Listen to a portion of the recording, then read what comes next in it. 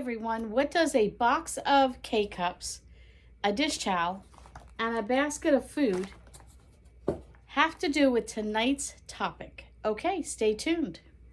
So all of us are trying to save money, at least I am. I don't know about you guys. Maybe you're so rich, you have so much money, it's just falling out of your pockets and you have nothing to worry about. But if you're looking to save a little money and maybe get back onto a budget, there are some basic things that we can do. And I think a lot of times the basics are what we forget. We'll go shopping and we buy all this stuff and you'll go, oh man, I don't even have the basics. How many times have you done that when you went shopping? You go and you buy this, this, and this, and then you come home and you're like, I forgot eggs, I forgot milk, I have no spices, I have no flour. Your basics. Basics to me are the, foundation of anything in life. So we're going to go over just quickly some 10 tips that maybe you've never thought of, maybe you've thought of and you forgot. Maybe you want to tweak things up a little bit. I'm on this huge journey of decluttering and reorganizing my home. My life has changed drastically from who lived in my home, who visited my home, who I took care of, who I cooked for, all the rest. And I would say in the last 5 months, all of a sudden it's sort of kind of leveled off where I feel like this is where I'm at. This is what's happening. And it's given me sort of this sense of clarity of thought of where am I? What do I need to do? How do I need to tweak it? And so on. And one of the things that we have done is we have completely tweaked our budget. And we have just tightened our budget. We've cleaned up some things in our budget and so on. So I'm going to go over a few things, and then at the end, I'll tell you why I chose those particular 3 items that I showed you in the beginning. So let me get my notes because I'll forget to tell you. Okay, here's my 10 things that I feel like I wrote down the 10 most important things. There's probably 101 or 110, but these are 10 that I find very important. This is the first thing. This is the one thing that has allowed me to breathe. If you were living paycheck to paycheck, if you were living so tight you don't have an extra $5, $10 at the end of the month. Now, I'm not saying I'm rich and wealthy. I'm not. We're on a minimal salary. We live fairly close to paycheck, but you ever heard, I'm sure you've heard, of having an emergency fund? Well, we couldn't afford to do that because we never seemed to get over the hump. Well, long story short, we figured out a way to get over the hump. We started being able to have a little bit more wiggle room. And the first thing that I do on the first of every month, if you were to open up my planner on the first of the month, it says pay bills. So what I do is the week before my budget is coming to a close, I close out my budget for that month. How well did I do with spending? Did I overspend? Did I underspend? Kind of what do I need to tweak for the following month? Is there anything new that came up as an expense? All those kind of things. And then I recreate the budget for the following month. Now I have a basic budget that I follow every month. Pretty much the same, this payment goes to this payment goes to that. But, each month brings a variety of things. But on the first of the month, I pay our bills. So whatever bills I can pay, I pay. Now there are certain things, certain banks won't allow you to change your due date, things like that. Doesn't matter. That money on the first of the month is put aside in the account, not to be looked at, not to be touched, because maybe it's not coming out to the 16th or the 8th or the 24th of the month or whatever the case might be. But on my paper, on the first of the month, everything is paid for. I know that sounds drastic, and some of you are probably scratching your head saying, how do you do that? Now, it didn't happen overnight, but I will tell you this. When I started doing that, everything's paid for. I don't have to think about it. By the 3rd, 4th, 10th of the month, all my bills are paid for, and whatever money is left is for the household fund, for food, for gas, things like that. The next tip I have is look for ways to make extra money and sell off the items that you have. Are you decluttering? What can you sell? I just put up some vintage oil lamps. I love oil lamps. with the glass sconces, and I had one for every room of my house. And I was so excited. I've, taken the time to collect them, and I wanted them so when the power went out, or you just wanted a nice evening as a family, I had those to go to. But because of Graham's seizures, I'm tweaking some of those things in my house, and that's one thing I just felt was dangerous. He broke one of the glass votives, and I said, that's it. It shattered. It went everywhere. I said, time out. I need to get rid of them. I need to come up with an alternative that would be safe for him and the rest of the family. I put them on Facebook Marketplace. They sold within 24 hours. We had a table. It was driving me crazy. Where do I put it? I loved the table, but it didn't fit. You know what? If I get rid of it tomorrow, will I be devastated when I don't see it anymore? No. I put it on Facebook Marketplace. I put it on today. We'll see what happens. Get a little extra money for that in the budget. Number 3, always do a pantry inventory before you decide to go shopping. I am redoing my pantry and my stockpile. I am downsizing it, simplifying it, and I've come up with a new method which at some point I will share with you. But the other day I said, I knew I needed a few items, and I wrote those down. Didn't bother doing a pantry inventory. Whether or not I'm going to buy all the things on the list from the pantry inventory doesn't matter, but I should have had a correct list. And I bought a couple things. I need those. And then when I went to reorganize my pantry and put things away, I went, I already have one. I have 2 of those. I have 3 of those. Not that it's a waste of money. We will eat those things. But in a sense, it was a waste of this month's budget money because I didn't need to buy them this month. It maybe could have waited 6 months and I could have used it in a different budget. Does that make sense? Okay. Number 4, try and cook double and freeze a meal. So when those nights you come home and you're tired and you're overwhelmed, or you just don't feel like cooking, or you've been cleaning all day and you're like, or somebody's going to pop over and you're like, we'll just order pizza. You know what? If the budget allows that, great. But if people are going to pop over, a family member calls, I have that extra freezer meal. Let me take it out, pop it in the oven. There you go. You've got a meal. So if you're going to be cooking, and I know other people will say this, always cook double and triple. I'm not big on freezer meals. I have told you that. But in some cases, it's good to have a few things in the freezer. I'm not making 30 freezer meals and stocking my freezer with that. But when I do have leftovers or I do have something, I do use those deli containers. And I know some of you don't think they're a good idea. I have used the freezer Ziploc bags. My food tastes funny in the freezer.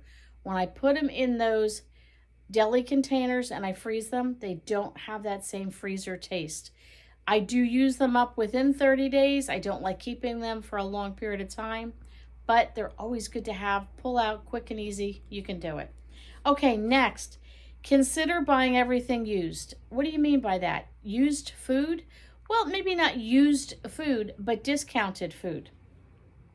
Go to the thrift store, buy your clothing, buy your shoes, buy, all the things, and you can take them home. You can sterilize them. You can clean them. You need a new set of dishes? Check the thrift store first. You need a car? Buy used. Now, everybody's lifestyle is different and budget is different, needs and all the rest. You do you that suits your family. If you have to do things for a certain reason, buying them new, you do what you need to do. But when you can, try and buy used. Okay. Another thing is when you buy something new, check 3 places and make sure it's a good price. Now, I got this from work. When I want to order something at work, some of you know what a purchase order is. I have to put in a purchase order, and what I have to do is prove that I have checked 3 places for the best price. Well, I've taken that same principle home. So if we're going to buy something new, and let's say we want a couch, we want to get a new couch. Okay. I'm going to look at this store, I'm going to look at that store, and I'm going to look at this store.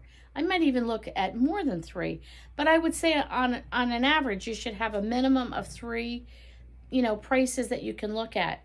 Then you can even compare that to used. Can I get some? Oh, wow. Couch, I can get it for $200 and used, and new it's $1,500. Okay, you can weigh that out. But if there's something you really want to get new, that's not a problem. Get it new, but check into the prices. Don't just, oh, well, that store has a sale. Well, that sale, even with 30% off, might still be a couple $100 more than this store that at regular price. So just, check around, shop around. Okay, another thing, this is my husband's pet peeve. He has to do this, and we learned this by mistake. Always check when your phone bill or your like your cell phone or your cable bill or anything where you sort of have a contract with them, when is that going to expire? We know with our cable, I think it runs 18 months. I think that's how it runs. But we will actually write it on the calendar like 6 weeks, 2 months before it's going to expire. And then we're on the phone. Hey, what kind of deals do you have for us? Our contract is expiring soon.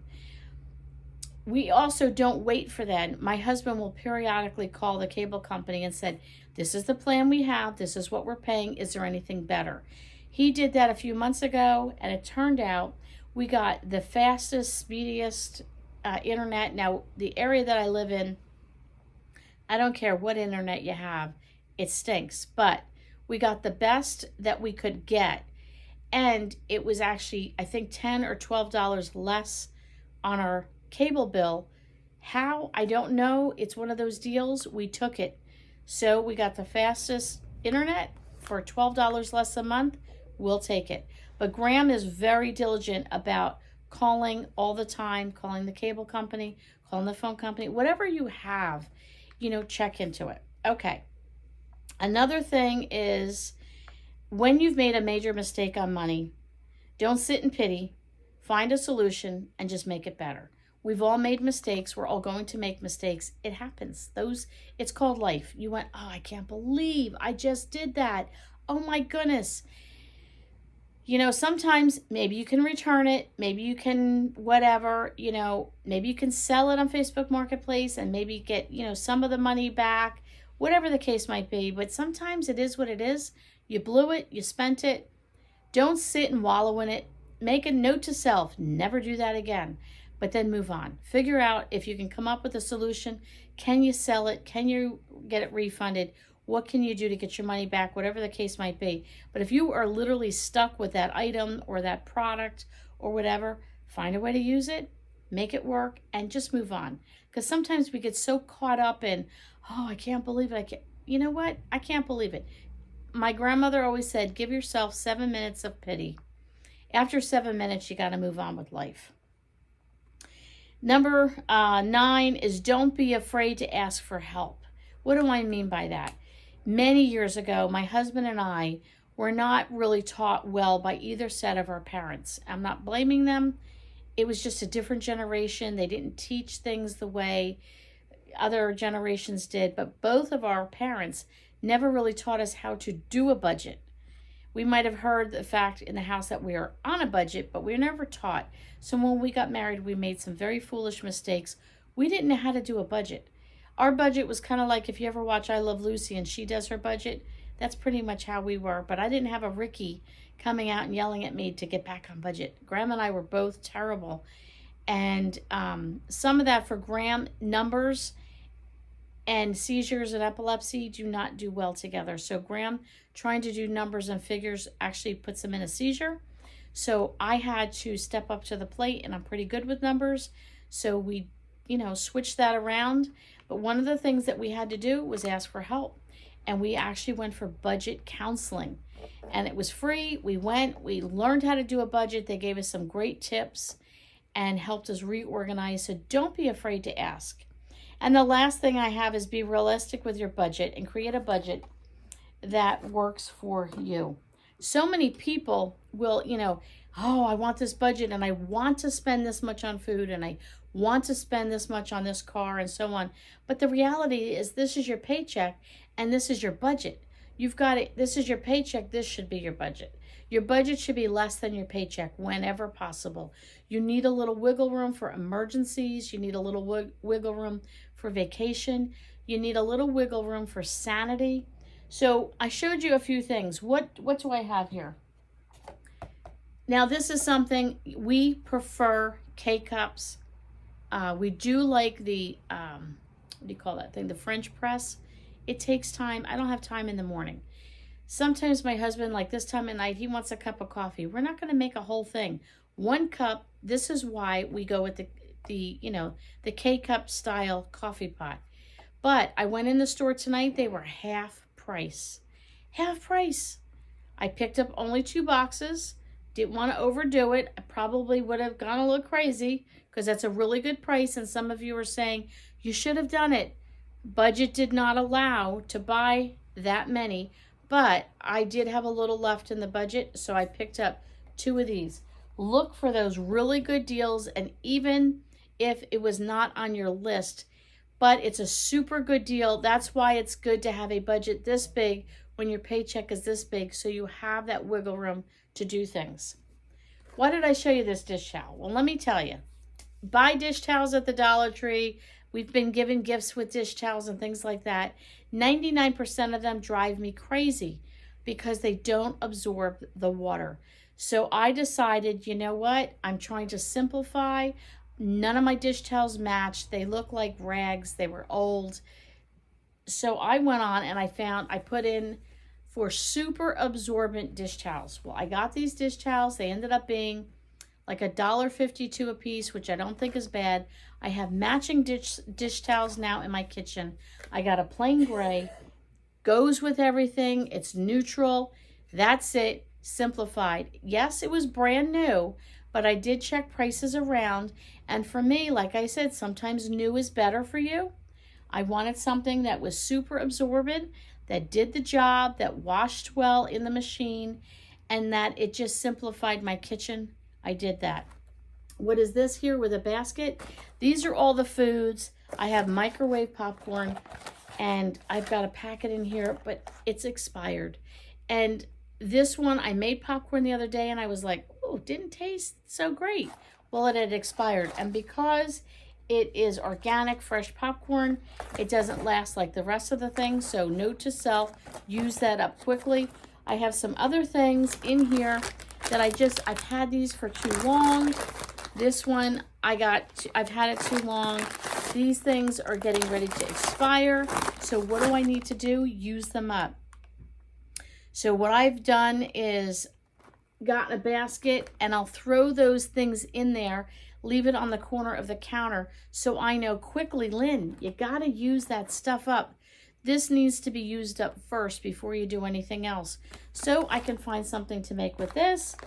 I need a snack. I can quickly make some popcorn, bake some items, and so on and so forth. So I found that, sometimes even though you put it in the front of your pantry or your stockpile, maybe it's not so visual, so you don't really see it, but maybe do something like this. This is just a small, narrow little basket that I picked up at Goodwill.